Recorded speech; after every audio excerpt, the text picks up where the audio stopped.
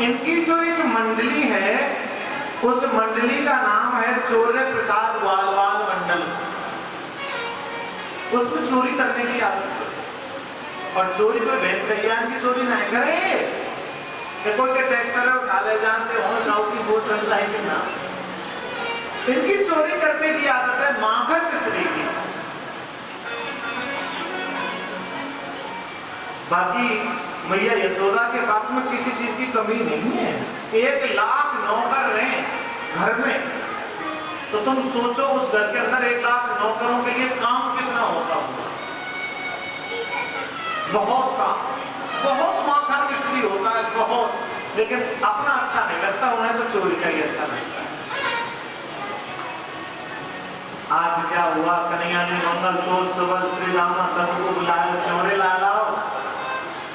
आज तो ऐसा करो भैया, एक मोसिर है ना पंडित पुरोतानी को बेटा मधुमंगल हत्काय, आज बाकी घर चले, बाकी घर माखन मिश्री खाना है। बोले चलो। रोज कहीं ना कहीं चोरी करते हैं। एक दिन तो उन्हीं के घर चले गए, माखन मिश्री बहुत ऊंची छीके पे टकी हुई थी, लेके आए थे। सब रात को फैलाया, रात को खाया, कछुए जो बच्चों का फैला के चले गए। भैया सुबह जब आए भगवान जी को ने करती सब माखन मिश्री खाएंगे। सब जैसे लेकर के जा रहे, हम मौसी जी कहाँ आ गए? वो तो ऐसे लगे आज कहीं माखन मिश्री चोरी करी ना। मौसी जी में तो वैसे ही पूछो क्यों? बोले कल देखूंगी कितना तगड़ो चोर है, कल आके देखियो तू हमारे यहाँ। आज कन्हैया ने कहा सभी गोप वालों से बुला लाओ, आज जो चोरी करनी है वो पंडित पुरोतानी के घर ही चोरी करनी है। बोले ठीक है। आज क्या हुआ, सब लोग चोरी करने के लिए जा रहे हैं, वो छोटे छोटे बच्चे। और भैया जो पंडित पुरोतानी है ना, वो इंतजार कर रही है कब आएंगे। और आएंगे मैं ऐसे ही उनको पकड़ लूंगी। कैसे इंतजार कर रही है।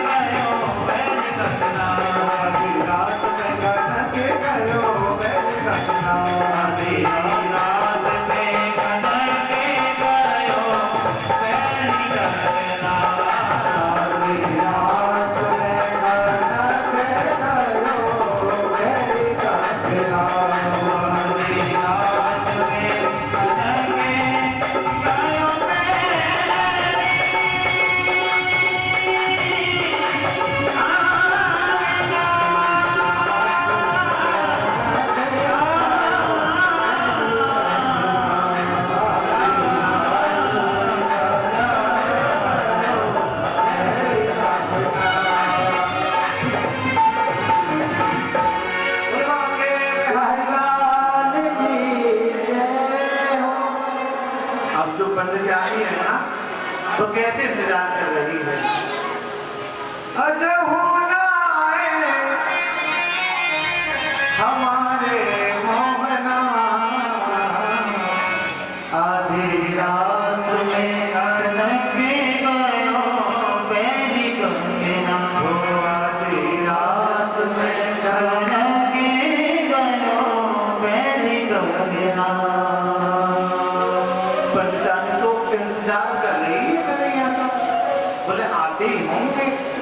अब आधी रात में जो कंगन है वो बजने लग गया, क्योंकि कन्हैया का आने का समय जो हो गया। भैया सोच रही अब तो ऐसा लगे आए गए को पूरी टोली संग में कन्हैया आगे आगे पीछे बजमंगल पूर्व श्री रामा सब पीछे पीछे। बोले लाला ऐसा लगे भैया सूर्य हुई चलो। जिस परमात्मा के आदि का पता नहीं है, जिसके अंत का पता नहीं है, आज उसका इंतजार कर रही है पंडितानी जो पुरोहितानी। कन्हैया आए तो जो पंडितानी चुपचाप बैठी, बोले आए रहे हो। इन्होंने क्या किया, कन्हैया ने आके जैसे मटकी उतारने को प्रयास करे और सीखे पे थे, भैया ने जाके पीछे से कान में पकड़ लिया और आए हो ना हाथ छोड़ना। काफी रात इंतजार करवाए, पूरी रात तड़पत रही, अब आवेगो अब आवेगो अब आयो। क्योंकि माँ का जो मन है ना मुझे, इसलिए पकड़ना आ गए। आज क्या प्यास पंडितानी ने कन्हैया को पकड़ लिया और कान पकड़कर खींचे चली जा रही है भैया यशोदा के पास। देख यशोदा तेरे लाला ने आज माकर चोरी करी है मेरे घर। कन्हैया ने क्या किया, बोले आज तो हम पकड़ में आ गए भाई, कुछ तो करना चाहिए, बचना तो चाहिए, नहीं भैया हमें मारेगी। भगवान ने अपनी देव योग माया से क्या किया, अपना काम तो छुड़ा लिया और उस पंडितानी के पति का काम पकड़ा दिया। वो पीछे को नहीं देख रही, वो डायरी के तो छोड़ू ना मार चल भैया की घर, अपने पति को कान पकड़ में कन्हैया की छुड़ा के निकल गए। वो कहता है तू छोड़ दो, अरे छोड़ो ना तू चल भैया यशोदा के दौरे भारी माखन चोरे हो रहे हैं आज। खींचे ले जाए भैया यशोदा जी के पास ले जाके दरवाजे में खड़ी है। देख भैया देख तेरे छोरा ने माखन चोरी करी है कि नहीं करी। भैया तो हंसी आएगी। दारिये के पास पूछू, बोले कहा बात है, थोड़ो बहुत नॉलेज आते कि ना। बोले कहा देख मेरो छोरा है कि तेरे खसम है बात है। जैसे पीछे बुझा, अरे भगवान तुम कहां से आएंगे, मैंने तुमसे कही ना है वो छोड़ पर तेरे छोड़ो तो ना। कन्हैया निकल कर के आए, मौसी जी कहाँ आ रहे हैं, लाला तुम कब आएंगे, हम गए कभी जो आएंगे। देखो लाला जी बात अच्छी ना लगे, लेकिन इस बात की भैया यशोदा को पता चल चुकी थी कि कन्हैया अब भी आया। पंडितानी तो अपने पति को लेकर के निकल गई। मैया ने पूछा चौड़े लाला हमारे घर में माखन मिश्री कम थोड़ी ना हो, बहुत माखन मिश्री हो, कहाँ बात है मेरे बेटा, देखिए चोरी करने की आदत ठीक ना और ना माने वो देख लिया। मैया ने कही कि मान जा तो ठीक रहेगा लाला। बोले मैया मान जाएंगे। बोले मैया एक बात कहूँ, कोई घर को माखन अच्छा ना लगे, कोई चोरी को माखन तो देख लाला हमारे घर में भोतेरो माखन हो, लाखों करोड़ों भैया किसी को माखन खाए लो। बोले ना चोरी में अच्छा लगे। बोले दायरी के मैं देखूं तो चोरी को अच्छा लगे। मैया ने कन्हैया को पकड़ लियो, रूप से मार दी। अब देखो कि कितने तक चोर बने। अब मैया जैसे रस्सी लाती जाए ऊपर से बांधने के लिए तो रस्सी कम पड़ती है। क्या भगवान को रस्सियों से बांधा जा सकता है? क्या भगवान को बंधन में बांधा जा सकता है? कब भी नहीं। तो आज रस्सियां कम पड़ने लगी। भगवान ने क्या कहा, मैया और हो तो एक आध और लिया रस्सी, चुप और ना रहो भाई, तो खड़ो नहीं और कह रहो रस्सी और लिया।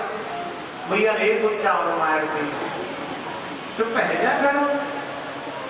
मैया यशोदा के घर के सामने दो पेड़ खड़े हुए हैं जिनका नाम है यमला और अर्जुन। ये पूर्व जन्म में कुबेर भंडारी के पुत्र थे, नल कुंवर और मणिपुर। एक बार क्या हुआ, ये यमुना जी में स्नान कर रहे थे तो नारद जी वहां से बीड़ा बजाते हुए निकले। तो इन्होंने क्या किया, नारद जी के सामने नग्न होकर के खड़े हो गए। नारद जी को बड़ा क्रोध आया, तुम्हें शर्म नहीं आती, तुम जवान अवस्था में मेरे सामने नग्न खड़े रहते हो, जाओ मैं तुम्हें श्राप देता हूं, तुम जड़ हो जाओ। अब तो पैरों में आकर के गए, हे गोपाल आप हमें क्षमा करें, अब ऐसी गलती नहीं होगी। लेकिन एक बात बताओ, संतों के मुख से निकला हुआ वचन और बंदूक से निकली हुई गोली फिर वापस नहीं होगी। बोले तुम्हें जड़ तो बनना पड़ेगा, लेकिन स्वयं परमात्मा भगवान श्री कृष्ण के द्वारा तुम्हारा उद्धार होगा। आज भगवान ने वही सोचा है, बोले यमला और अर्जुन का मुझे उद्धार करना है। तो उस उखल को लेकर के दौड़े, तो सामने जो दरवाजे पर खड़े हुए हैं यमला और अर्जुन के वृक्ष को धड़ाम से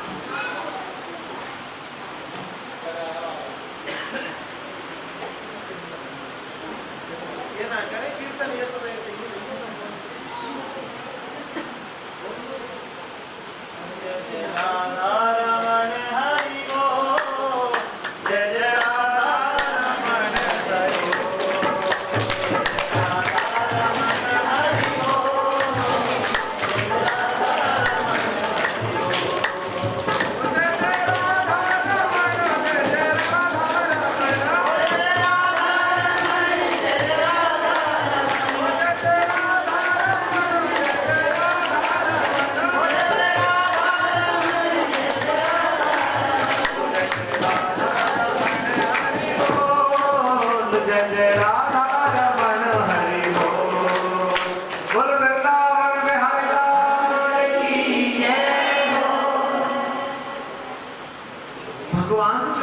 ऐसी नृत्य प्रतिजन लीलाएं किया करते हैं मेरे प्यारे।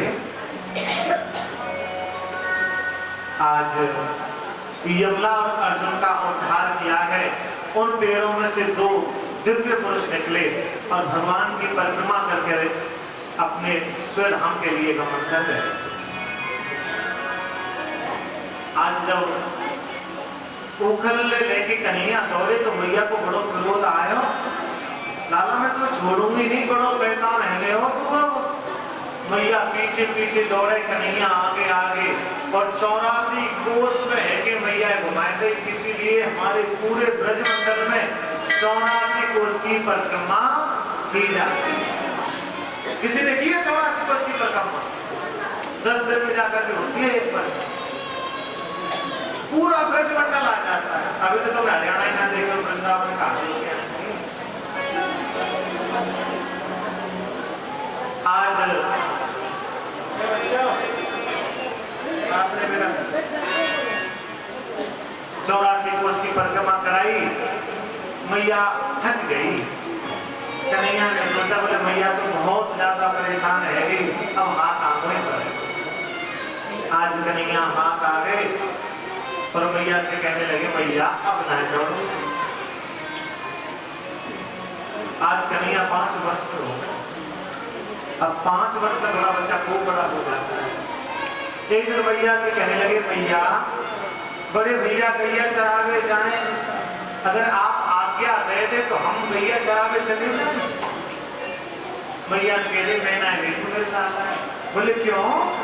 बोले जंगल में शेर, चीता, नार वगैरह आदि जीव जंतु रहे, मांसाहारी में लाला कोई खाए हुए तो मैं ना भेजू मेरे बेटा। अब कन्हैया रोने लगे। बोले बड़े भैया जाए तो हम चले जाएंगे। बोले वो गैया ने चरावे तो हम बछड़ा में चराए लेंगे। देख लाला जबरदस्ती ना करे, मेरे कदमा देख मान जाना। बोले ना। आज कन्हैया जी जो है गाय चराने के लिए जंगल में गए हैं। जैसे ही जंगल में गाय चरने लगी तो आज कन्हैया ने अमृत बरसाने वाली मुरली का निनाद किया है। जैसे ही कन्हैया ने मुरली बजाई तो जो गाय भोजन खा रही थी, चल रही थी, वो अपनी स्तब्ध अवस्था में रह गई। सभी गाय टुकुर टुकुर कन्हैया की तरफ देख रही है और सोच रही है कन्हैया मुरली और बजाओ ना। कन्हैया मुरली बजा रहे। ब्रज के जितने भी गोप सखा हैं उनके मित्र को कन्हैया के पास में आकर के ऐसे खड़े हुए, कन्हैया मुरली और बजाओ। बड़ी सुंदर मुरली बजाते हैं मेरे गोपाल। अब जो हिरण दौड़ रहे थे, जो गाय दौड़ रही थी, बछड़े दौड़ रहे थे, सब कन्हैया के पास में आकर के खड़े हो गए और कन्हैया की तरफ ऐसे देखने लगे और कहने लगे कन्हैया बजाओ ना।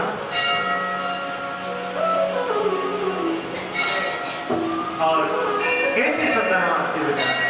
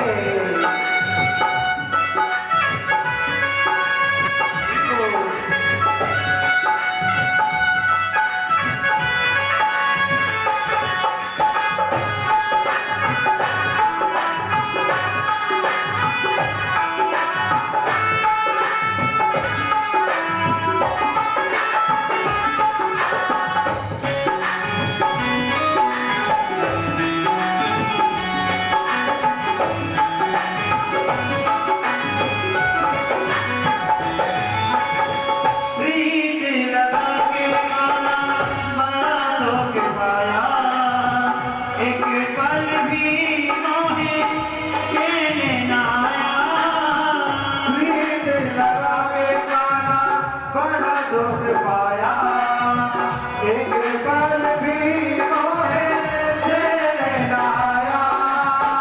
प्रीत लगा के कान्हा बड़ा धोखे पाया।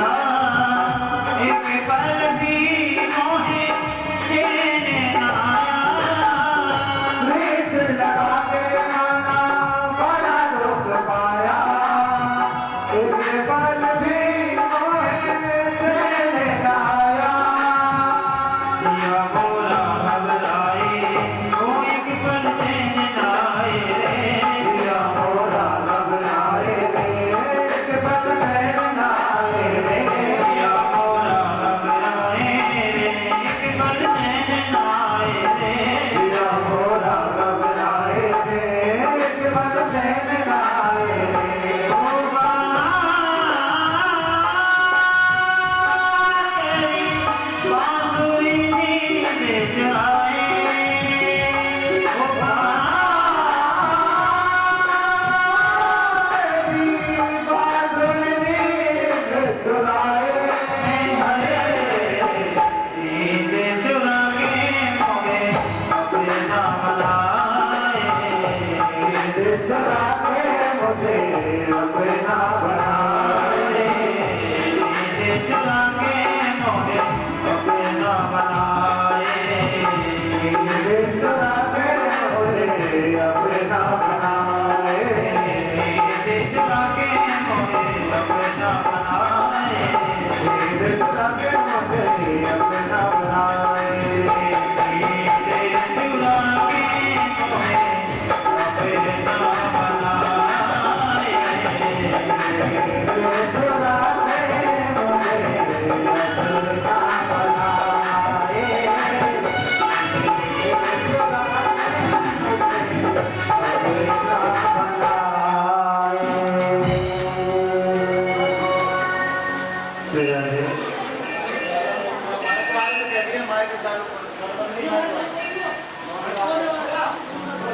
जय राधे। बोलिए भागवत भगवान की जय। जय जय श्री राधे। देखिए, जिन भक्तों की तरफ से हमारे व्यास जी के लिए प्रसन्न होकर के, गदगद होकर के जो दान दिया है वो इस प्रकार से है। श्री मालिक राम जी उनकी तरफ से 500 रुपए, एक भैया हैं जोगेंद्र जी उनकी तरफ से 100 रुपए, अंगूरी देवी उनकी तरफ से 100 रुपए, कृष्ण डॉक्टर उनकी धर्मपत्नी सुरेश जी उनकी तरफ से 100 रुपए, पतासी बाइको चंद्रवान उनकी तरफ से 1100 रुपए और एक बूढ़ी भैया है पाला भैया उनकी तरफ से 500 रुपए। एक बार इन दानी दाताओं के नाम से जोरदार तालियां।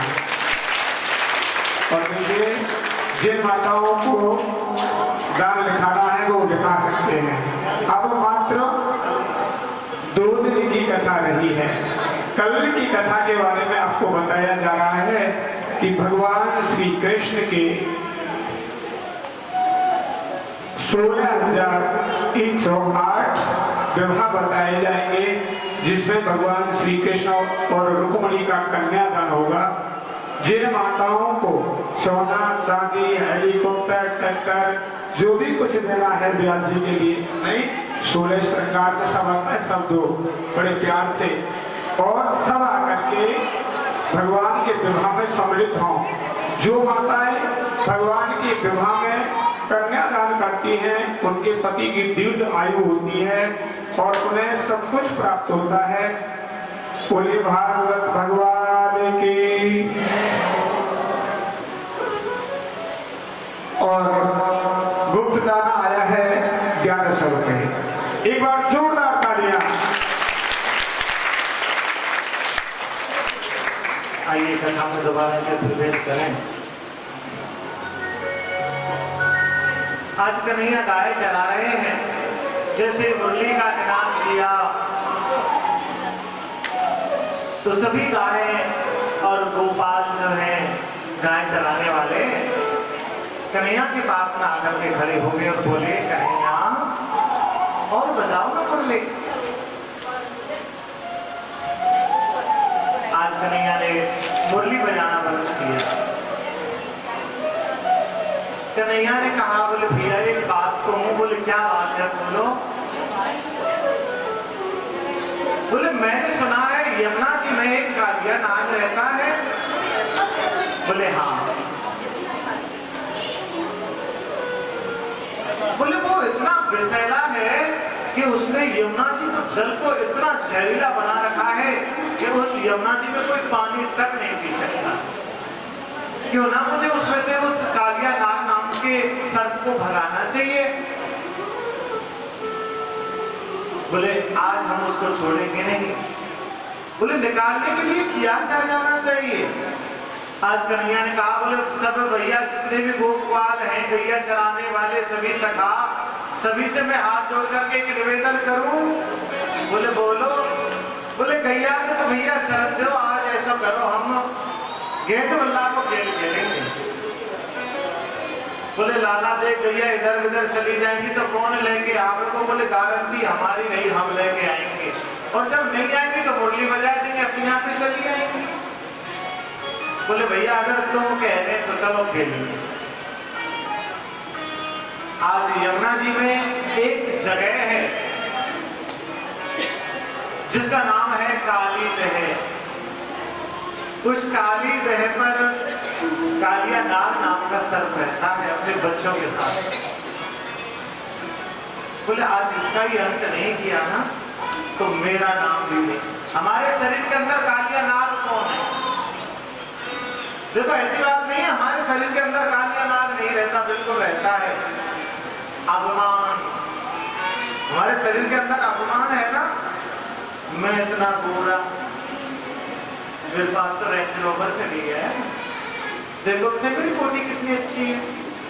ये अभिमान, ये इसको तो भगवान दूर निकालना चाहते हैं शरीर से कि जिस दिन शरीर से तुम अभिमान खत्म कर दोगे उस दिन तुम मेरे पास आए। अब भैया ये बात बताओ, अभिमान खत्म करने के लिए तो इंद्रियों को काबू करना पड़ेगा ना। अब हमें देखो मैं एक बात बताऊं, आज मेरे जीवनचर्या बताऊं ना। मेरी अभी लगभग 31 साल की एज हुई। मैं जिस परिवार से बिलोंग करता था वो बहुत गरीब था, बहुत गरीब। तुम सोच भी नहीं सकते, बहुत गरीबी देखी है। ऐसी गरीबी अगर सुबह खाने को है तो शाम को, जब छोटे छोटे से थे ना, तो जब तो मोबाइल भी थे भी नहीं संसार में, मोबाइल को जानता भी नहीं था साहब, तो हम दूसरे के यहाँ ब्लैक एंड व्हाइट टीवी देखने के लिए जाते थे। तो बड़े लोग तो बैठे रहते थे कुर्सियों पर, हमें बैठना पड़ता था नीचे। तो शर्म तो बहुत आती थी, घर में टीवी देखती, देखो हमारा परिवार कैसा है, पर करी क्या। सीरियल आते थे रामायण का, जय श्री कृष्ण को देखने के लिए जाते थे 1-2 घंटे के लिए, तो बड़ी मुसीबतों का सामना करना पड़ा। जैसे जैसे पिताजी ने हमको पढ़ाया, मैंने मेरे जीवन में खूब पढ़ाई की, MA, BA, BEd सब कुछ कंप्यूटर से लेकर के खूब पढ़ाया। जीवन में संकल्प एक किया कि पैसा बहुत कमाना, लोगों को दिखाना है कि पैसा भी कमा के दिखा सकते हैं, लेकिन समय के इंतजार करना होगा। लक्ष्य तो उसी दिन से बनाया था। आज भगवान की कृपा से मेरे पास सारी चीज अवेलेबल। जिन लोगों को मैं पहले पर्दे पर देखता था टीवी में, बोले यार इतना बड़ा एक्टर ऐसे कब मिलना होगा, मैंने उन एक्टरों को ऐसे पैर छूते देखा है, मेरे पैर। वो मेरी सामर्थ्य नहीं है, इस भागवत की कृपा है। प्रेम से बोलो तो सब भगवान की कृपा। बड़े बड़े अधिकारियों को मैंने देखा है मेरे पास में बैठते, इंतजार करते हैं महाराज जी से कब बात करने का मौका कब मिलेगा। उनको टाइम मिलते हैं, चाहे मैं अंदर फ्री बैठा हूँ, बोले आधे घंटे के बाद महाराज जी मिले, आधा घंटा महाराज जी, तो सब भगवान की कृपा है। लेकिन जीवन में अगर सफलता प्राप्त करनी है तो लक्ष्य निर्धारित करना पड़ेगा, और जब तक लक्ष्य किसी चीज का तब तक तुम कुछ नहीं कर सकते। अभी तो मेरे बाल बहुत छोटे हैं, बहुत छोटे। पहले तो बहुत पीछे तक आते थे। जब सन 2020 में लॉकडाउन से पहले शादी हुई तो ये बात जबरदस्ती कटवाए गए। मेरी मर्जी से नहीं कटे, परिवार की मर्जी से जबरदस्ती ऐसी चली। फिर भी मेरे लक्ष्य नहीं छोड़ा, बोले कथा करूंगा, बाल भी रखूंगा और रखता भी। मुझे कोई बच्चों की कोई परवाह नहीं। ऐसा नहीं कि मेरी पत्नी नहीं है, कि मेरे पास बेटा नहीं है।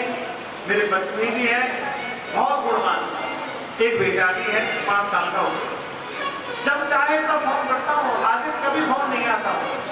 मैं आगे से फोन करता हूँ, बोले ठीक है कभी तो मत, तो ठीक। तो संतोष मन का, संतोष होना चाहिए, तब जाकर के परमात्मा की प्राप्ति हो सकती है। तो मैं तो ये सोचता हूँ, बड़े भाग मानुष तन पावा, सुर दुर्लभ सब संते गावा, साधन धाम मोक्ष कर द्वारा, पाए न जाए पर लोक सवारा।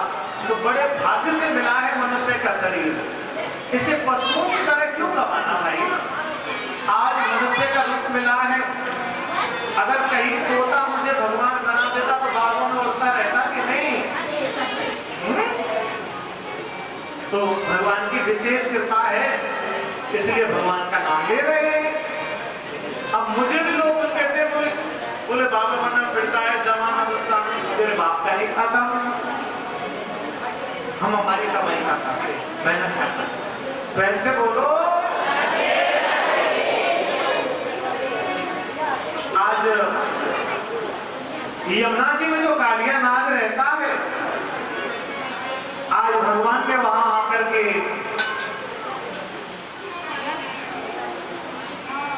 कंदुक क्रीड़ायाम दर्शते गेंद बल्ला का खेल खेला है। और एक भैया है श्री रामा, जो राधा रानी के भाई है। तुम्हें पता है कन्हैया से राधा रानी कितनी बड़ी है? 11.5 महीने बड़ी उम्र में। माता का नाम है कीर्ति और पिताजी का नाम है वृषभान जी, जो आज कहाँ रहते हैं? बरसाने। बड़ा प्यारा नाम राधा रानी। और नाम मेरी राधा रानी का जिस जिसने पुकारा है, और नाम मेरी राधा रानी का जिस जिसने पुकारा है, आके बिहारी ने मुझे अपना बनाया है। आके बिहारी ने मुझे अपना बनाया है। आके बिहारी ने मुझे अपना बनाया है। आके बिहारी ने मुझे अपना बनाया है।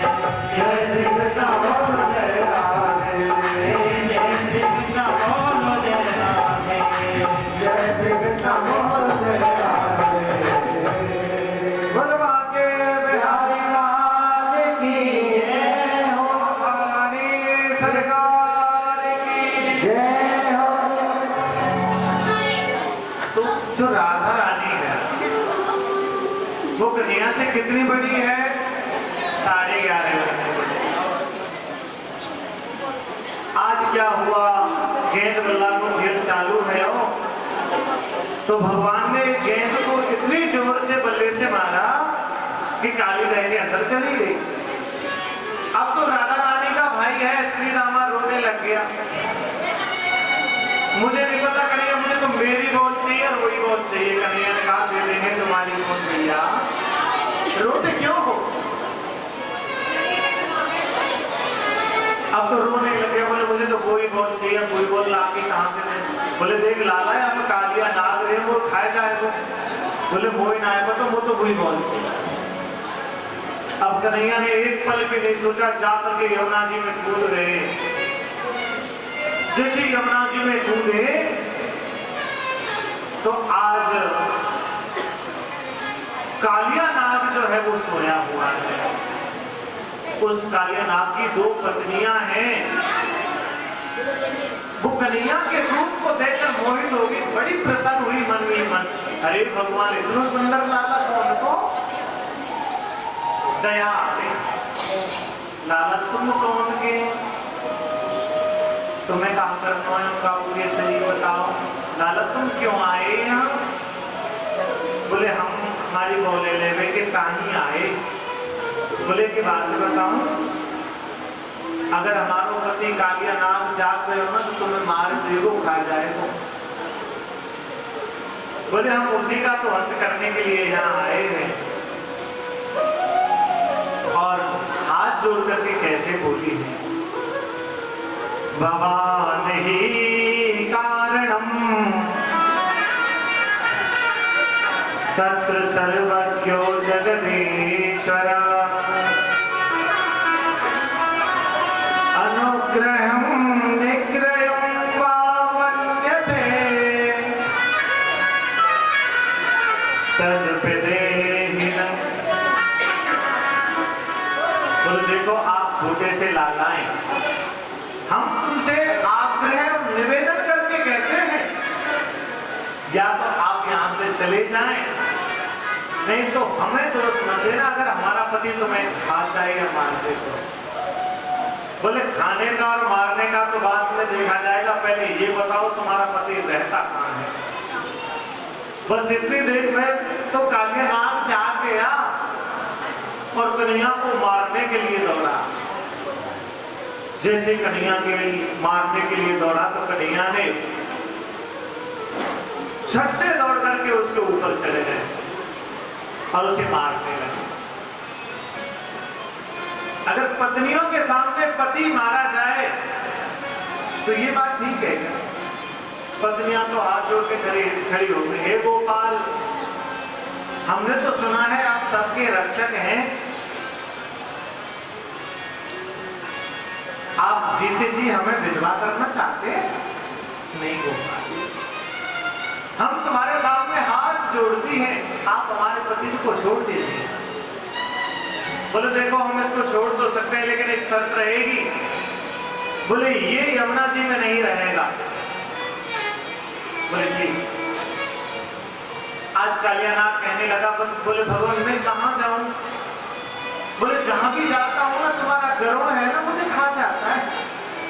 बोले जाओ मेरा आशीर्वाद है, तुम जाकर के रमणक द्वीप पर निवास करो, वहां तुम्हें मेरा गरुड़ परेशान नहीं करेगा। आज जो कालिया नाग है अपनी दोनों पत्नियों को लेकर के रमणक द्वीप पर चला गया और आराम से रहता है। मैया एक बात बताऊं तुम्हें, जल के जो देवता है ना वो वरुण भगवान होते हैं। तुम्हारे घर के अंदर बहुत अच्छा वॉशरूम है, करोड़ों रुपए का, कोई मायने नहीं रखता, पानी तो वही रहेगा ना। वॉशरूम चाहे तो कितना अच्छा बनवा सकते हैं लेकिन पानी तो वही रहेगा। जल के अंदर कभी भी नग्न स्नान नहीं करना चाहिए, कभी नहीं।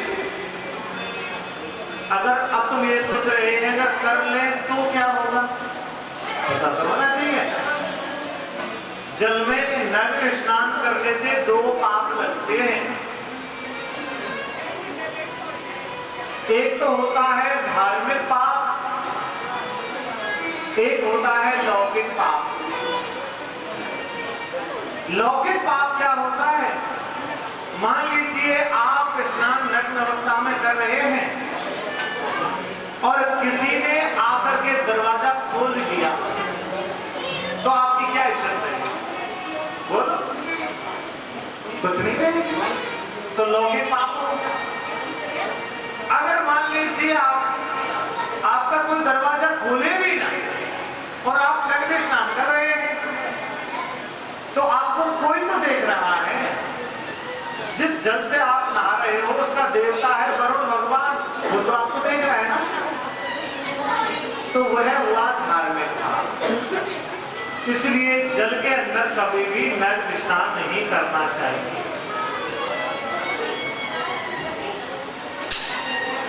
ऐसे ही ब्रज में कुछ कुंवारी कन्याएं हैं, गोपिकाएं, वो रोज सुबह जाती हैं और यमुना जी में नग्न स्नान करती हैं। एक दिन भगवान कन्हैया ने समझाया, देखो सुनो, बोले आप सुबह ब्रह्म मुहूर्त में यमुना जी में नग्न स्नान करने जाती है, मैंने सुना है। मैं आज आपको लास्ट बार समझा, आज के बाद कभी भी नग्न स्नान मत करना। बोले ठीक है, लेकिन आदत एक बहुत बड़ी चीज है, जिसकी लग जाए धीरे धीरे छूटती है। कन्हैया ने गोपियों को समझाया, बोले मान जाना, आज के बाद मत। बोले ठीक है। आज हेमंत का महीना चल रहा है। हेमंत का महीना जानते हैं? सरसों में फूल कब खिलते हैं पता है क्या? सरसों आ जाना, सरसों का तेल नहीं समझते, तो वही तो सरसों है। जनवरी का महीना है, आप तो समझो। हेमंत का महीना बोलते हैं जनवरी के महीने को, जब सरसों में फूल। हेमंत व्रत में मसी नंद ब्रज कुमार का, चेरो हरिवयम मुंजान प्रत्याय परचर व्रतम। आज सर्दियों के मौसम में नग्न अवस्था में स्नान कर रही है वो क्या यमुना जी। आज कन्हैया ने क्या किया, सुबह जल्दी खड़े हुए घाट में से। अब कन्हैया की उम्र 6 वर्ष की है अभी। देखो एक बात बताओ, कुछ लोग बोलते हैं जो भगवान ने 2 गोपिकाओं को नग्न अवस्था में देखा था, उनके कपड़े चुराए थे। उस समय कन्हैया की आयु क्या थी? भारत देश का बच्चा आज भी 6 वर्ष का नहीं जानता कि माता और पिता के बीच में क्या संबंध होते हैं। 6 वर्ष के बच्चे के सामने चाहे तुम नग्न खड़े रहो, चाहे कपड़े में खड़े रहो, वो जानता ही नहीं। तो उस समय कन्हैया क्या जानते होंगे? चलो तुम्हारी बात सब ठीक, आप ये कह रहे हैं कि आप कुछ तो जानते ही होंगे, वो जब कपड़े चुराए ही क्यों? तो मैं आपसे एक बात पूछना चाहता हूं, भगवान से किस चीज की छिपी हुई है बताओ? भगवान को क्या चीज नहीं पता? हमारे बारे में वो क्या नहीं जानता? बोलो। जिसने हमें जन्म दिया है तो उसको पता नहीं है हमने क्या पहन रखा है, क्या नहीं पहन रखा, क्या खाएंगे, क्या नहीं खाएंगे। भगवान से क्या छिपाना? क्यों भैया? हाँ जी, एक निवेदन, जो ये श्रीमद् भागवत कथा यहाँ चल रही है, आप इस श्रीमद् भागवत कथा को लाइव जो देख सकते हैं YouTube पर, बाबा गंगादास नाम से एक YouTube चैनल है, आपके इस गांव का मंदिर प्रांगण है। क्या? बाबा गंगादास के नाम से, उस पर इस कथा को आप देख सकते हैं। प्रेम से बोलो, जोर से बोलो। बस 2 दिन का जो बात हो, फिर परेशान नहीं करेंगे। 2 दिन बाद आपको तीसरे दिन आराम से बढ़िया वाला भोजन करवा के जाएंगे, प्रसाद। फिर गई ना जाने कब आना होगा। आज क्या हुआ, कन्हैया ने क्या किया, सुबह जल्दी ब्रह्म मुहूर्त में उठ करके गए और गोपियों के कपड़े चुरा करके कदम के पेड़ पर बैठ गए। अब सुबह होने लगी तो गोपियां निकली, बोले कपड़े तो पहने, अब कपड़े तो नहीं पहने क्या। अब तो बेचारी इधर उधर ऐसे घूमे, हाय भगवान हमारे कपड़ा में कौन ले गए, सबको बता, हे गोपाल हमारे कपड़ा में कौन ले गए हो। ऐसे आपस में बात करती रही, जब कपड़ा नहीं दिखे तो दोबारा जल में घुस गई। क्या करें, लाश तो बचानी पड़ेगी। एक बहन की नजर चली गई ऊपर, क्यों नहीं बहन देखी होगी या कदम पर कैसे कैसे फूल आए, गुलाबी हरे पीले नीले गुलाबी। कन्हैया जी ऊपर बैठे, हाँ जी कहा भयो। अरे लाला इन्हें कपड़ा में दे दो, हम बहुत देर से परेशान हुई धूप में, ऐसे ना मिले कपड़ा। हमने तुमसे मना करी ना, आज के बाद कोई भी यमुना जी में नग्न स्नान नहीं करेगा, आप मानी तो नहीं। हे नंद की लाला, आप तो हमारे मित्र हैं ना, सखा है ना, पति है ना, दे दो। पर हाथ जोड़ करके कैसे बोली, कात्यायनी महामाये महायोगिन्यधीश्वरी नंद गोप सुतं देवी पति में गुरुतम ते नमः। ये नंद के लाला, हम कात्यायनी माता की सौगंध खा के कहे तुमसे, हम आज के बाद जीवन को नग्न स्नान नहीं करेंगी। अब बोले त्यारी बात को विश्वास ना है कोई। बोले सच्चाई में बताओ, आज के बाद नग्न स्नान नहीं करोगे। बोले नहीं करके दे तो दो। बोले बस अब लोग आने वाले हैं, सब इसमें गंगा यमुना जी में स्नान करेंगे, अब नग्न अवस्था में खड़ी हुई कपड़ों को दोगे। श्याम सुंदर दे दास्यम करवाम तपोदिताम देहवातांसि धर्मज्ञो नो राजे बुधामय। श्याम सुंदर दे दास्यम, हे श्याम सुंदर आप हमें कपड़ों को दे दीजिए ना, तपोदिताम ही करवाम, हम आपके सामने हाथ जोड़ के दे दो। भगवान ने कहा एक आ जाओ और ले जाओ। अब एक भी नहीं आएगी, अंदर से कैसे आएगी बिना कपड़ों के। कन्हैया ने कहा आज तो कपड़े दे रहा हूं, अगर आज के बाद आगमन हो गया ना ध्यान रख लेना। कन्हैया ने कहा कि सबके कपड़े यमुना जी में फेंक दिए, जाओ पहनो देख लो। आज सभी गोपियां चली गई। तो भगवान जो है नित्य प्रतिदिन ऐसी लीलाएं किया करते हैं। आज क्या हुआ, इधर से कंस ने भगवान को रोज मारने के लिए कोई ना कोई नाटक रचता रहता है। शक्तासुर नाम के दैत्य को भेजा, आज आकर के जंगल में खड़ा हो गया तो भगवान ने उसका उद्धार किया। उसके बाद व्योमासुर को भेजा, आघासुर को भेजा, तृणाव्रत को भेजा। अब एक बात बताओ, तृणाव्रत नामक राक्षस किस किसने नहीं देखा वो करना सब करेंगे और सबने देखा है। तृणाव्रत किसे बोलते हैं पहले समझो तो अर्थ समझो। तृण बोलते हैं तिनके को और व्रत बोलते हैं गोल घूमना। अब गर्मियों का टाइम है, बबूढ़े से हम है ना गोल गोल घूमते हुए, है ना, बकरी बकरी उड़ती है उनके साथ में ऐसे, उनको बोलते हैं तृणाव्रत। क्या तो वो तो सबने देखा है। आज वही तृणाव्रत नामक राक्षस आया है और क्या हुआ मेरे प्यारे, भगवान को उड़ाकर आकाश मार्ग की ओर ले गया। भगवान को मारना चाहता था लेकिन गोपाल ने तो अपना बल बढ़ा दिया मेरे प्यारे। जैसे ही गोपाल ने अपना बल बढ़ाया, आज तृणाव्रत राक्षस का हुआ है। भैया एक बात बताओ,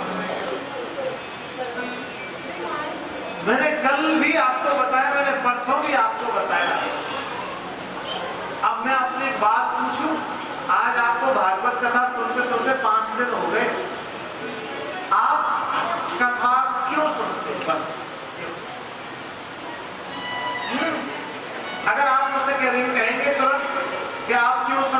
मेरे पास तो जवाब है। धर्म का प्रचार करने के लिए, भगवान को याद दिलाने के लिए, परमात्मा की प्राप्ति कराने के लिए मैं इसलिए सुनाता हूँ। लेकिन आप क्यों सुनते हैं? तुम ये कह देंगे हम भगवान की प्राप्ति करवेंगे, है ना? बिल्कुल सही।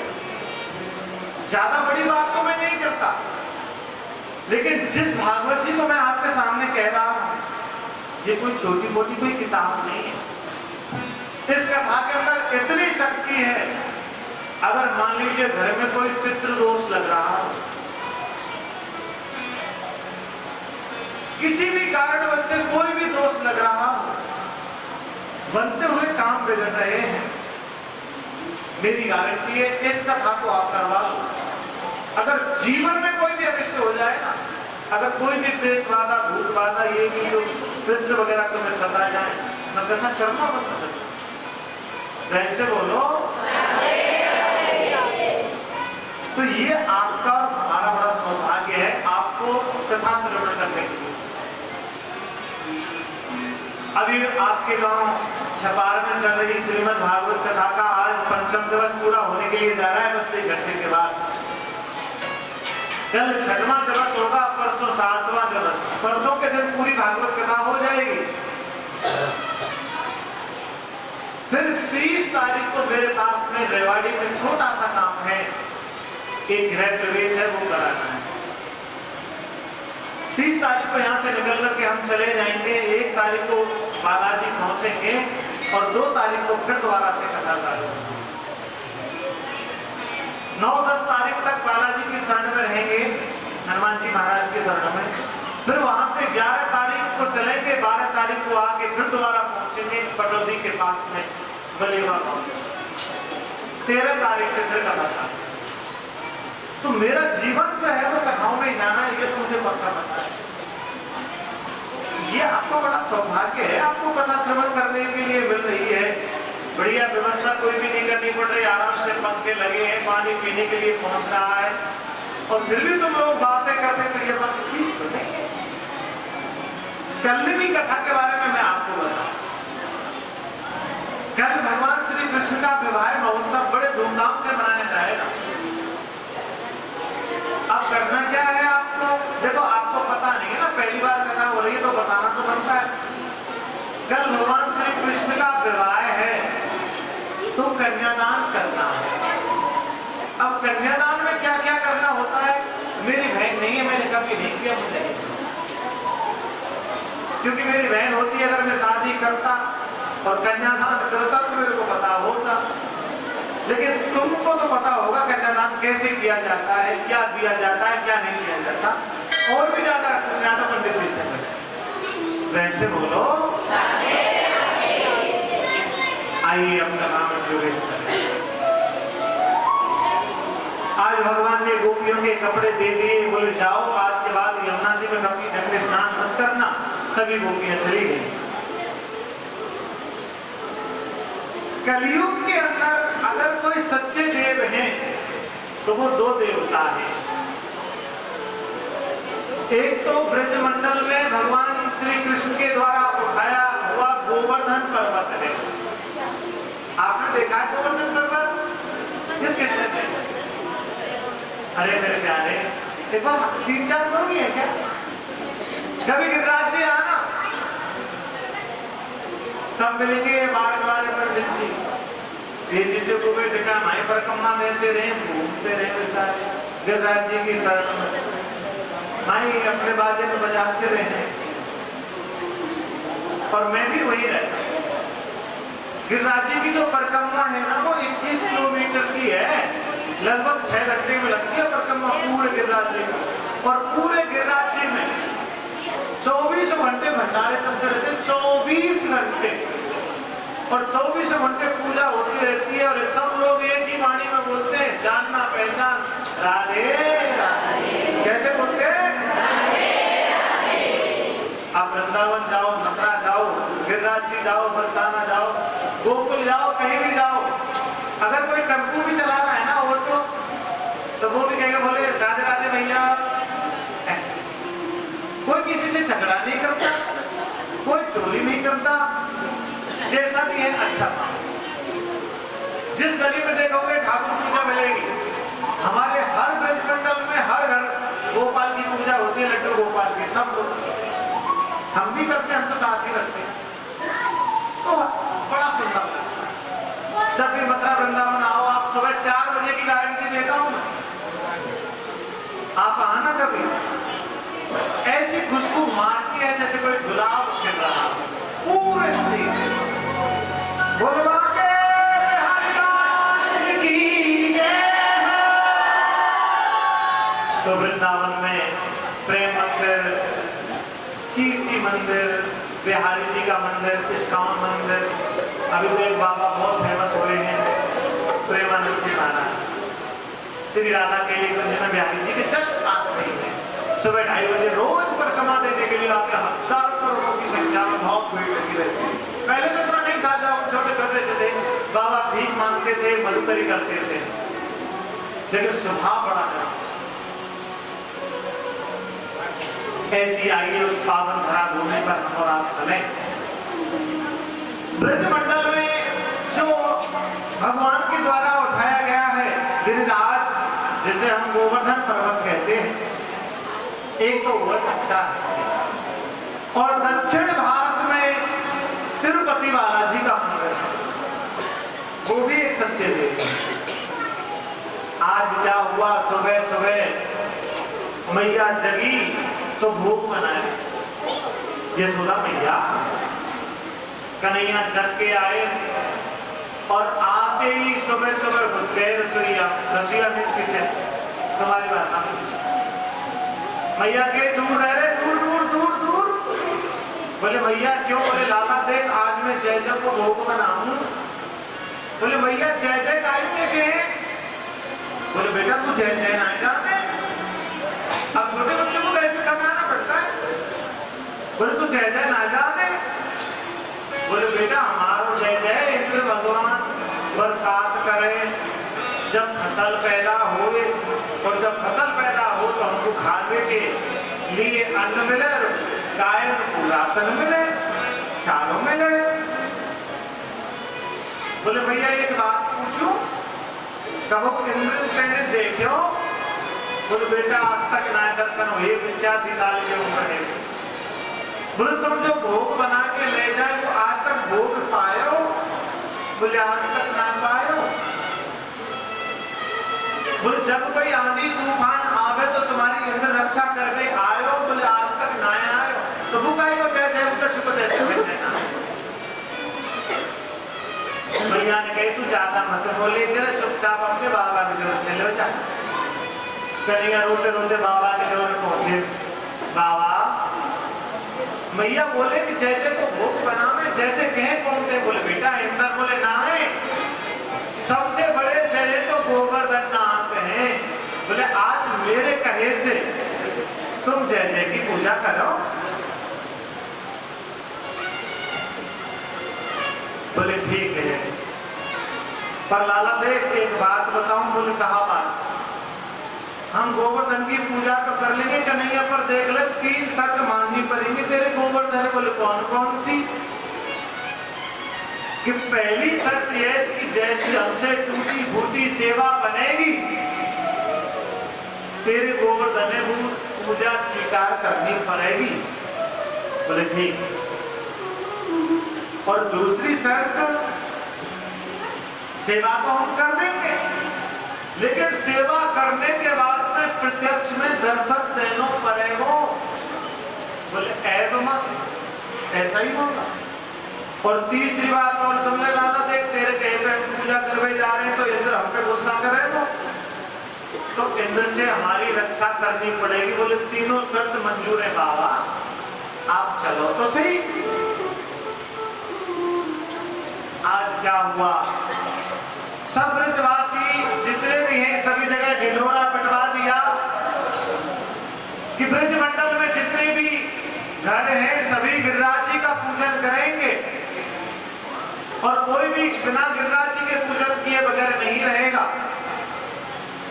तो आज गिरिराज जी का पूजन करने के लिए, भोग चढ़ाने के लिए सब ब्रजवासी अपना भोग ले करके किस प्रकार जा रहे हैं।